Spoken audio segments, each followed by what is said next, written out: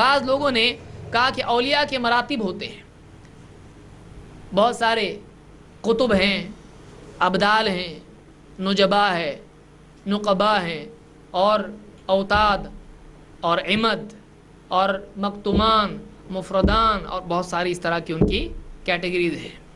تو اس طرح کی کوئی بھی کیٹیگری قرآن و سنت میں آئی ہے؟ نہیں آئی ہے۔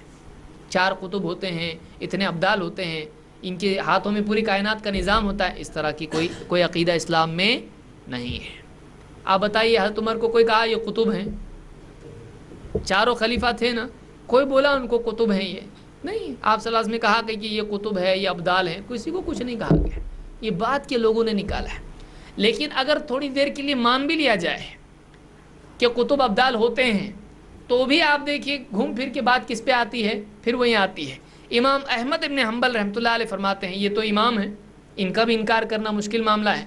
4 امام ہیں، چاروں اماموں میں سے چوتھے امام امام احمد ابن حنبل ہے۔ کہتے ہیں اِلَّمْ يَكُنْ اصحاب الحدیث هم الابدال فمن یکون، کہتے ہیں اہل حدیث اگر ابدال نہیں ہیں تو اور کون ہیں؟ امام احمد کیا کہہ رہے ہیں؟ اگر ابدال ہیں تمہارے نزدیک، اگر ابدال کس کو کہتے ہیں؟ کہتے ہیں کہ یہ اللہ کے ولی ہوتے ہیں۔ جو لوگ مانتے ہیں ابدال کو، وہ کہتے ہیں ابدال بدل سے بنا ہے، جس کو ہم بولتے ہیں بدلی، عدلی بدلی، بدل جانا، ایک کی جگہ دوسرا آنا، بدلی ہو گئی کہتے ہیں ہم اس کی، ٹرانسفر ہو گیا۔ تو ایک کی جب وفات ہو جاتی ہے تو اللہ دوسرا اس کی جگہ کھڑا کر دیتا ہے۔ تو امام احمد ابن حنبل کہتے ہیں اگر اہل الحدیث ابدال نہیں ہیں تو اور کون ہے؟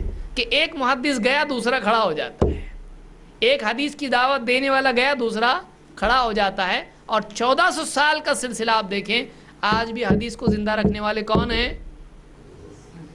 ہاں، تبرک کے لیے کچھ لوگ پڑھتے ہیں، جہاز ڈوبنے لگا تو بخاری شریف کا ختم، گاؤں کے اندر اگر وبا پھیلی تو بخاری کا ختم۔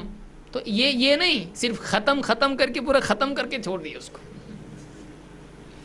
ختم نہیں، شروع، کہ واقعی بخاری پڑھ رہے ہیں تو سمجھ کے عمل کے لیے، برکت کے لیے نہیں کہ عربی میں پڑھ لیا بس بیماری چلی گئی گاؤں سے، علاقے سے، یا جہاز ڈولنے لگا تو چلو بخاری پڑھو، اس کے لیے زندگی کا جہاز ڈول رہا ہے اس کے لیے بخاری پڑھنا ہے، پانی کا نہیں۔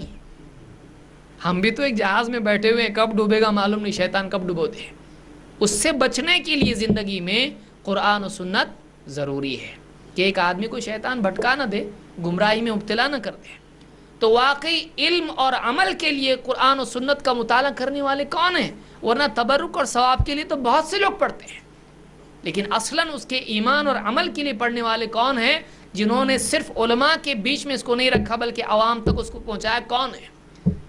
یہی اصحاب الحدیث ہیں، یہی اہل الحدیث ہیں، جنہوں نے عام آدمی کو بھی بتا دے کہ یہ حدیث ہے اللہ کے نبی صلی اللہ علیہ وسلم۔ ورنہ بہت سارے یہ تو معاملہ عام ہو چکا تھا کہ علماء کو بھی بہت ساری پوچھی جائے کہ فلاں مسئلے میں حدیث ہے کہ نہیں، تو کہتے ہیں ہم کو فقہ کا مسئلہ ہے، ہم کو حدیث کی کیا ضرورت ہے، حدیث کی کیا ضرورت ہے۔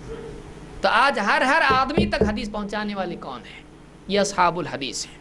تو یہ امام احمد ابن حنبل کا قول، کہتے ہیں اگر ابدال اہل الحدیث نہیں ہے اور کون ہے؟ اور کوئی دوسرا نہیں ہو سکتا، یہی ہے کہ ایک گیا تو دوسرا برابر آتا ہے۔ آج آپ دیکھیے، آج سے 1000 سال پہلے کہی بھی بات ہے، آج تک وہ لوگ موجود ہیں کہ ایک سے دوسرا، دوسرے سے تیسرا، حدیث کا فہم، اس کا عمل، اس کا قول، حدیث نقل ہوتی چلی جا رہی ہے۔ آج تک ہم حدیث کا درس لے رہے ہیں، ہے کہ نہیں ہے؟ آج حدیث عقائد میں، مسائل میں، عبادات میں، اخلاق میں، معاشرت میں، آداب میں، ہر چیز میں حدیث کو دلیل بنانے والے کون ہیں؟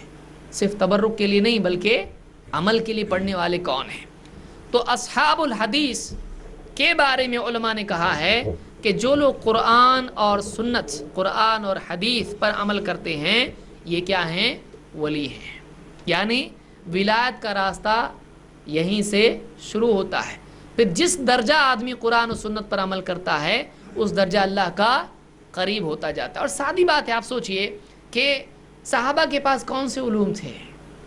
صحابہ کے 15 علوم والے معاملہ تھا ان کو 15 علوم سیکھنے کے لیے بھیجتے تھے؟ نہیں، صحابہ صاف ستھرا اللہ کے نبی صلی اللہ علیہ وسلم سے تازہ قرآن لیتے تھے، آپ کی زبان مبارک سے تازہ حدیث لیتے تھے، فوراً اس پہ عمل کرتے تھے۔ ان کے پاس کون سا علم تھا؟ ان کے پاس قرآن و سنت کا علم تھا۔ وہ قرآن و سنت پر عمل کرتے تھے، قرآن و حدیث سیکھتے تھے اور عمل کرتے تھے، اور وہ اللہ کے ولی تھے کہ نہیں تھے؟ ہر صحابی اللہ کا ولی ہے، بلکہ بعد کے اولیاء سے بڑھ کر ایک صحابی ہوتا ہے، صحابی کا مرتبہ بہت بڑا ہے۔ تو ان کے پاس کیا علم تھا؟ ان کا راستہ کیا تھا ولی بننے کا؟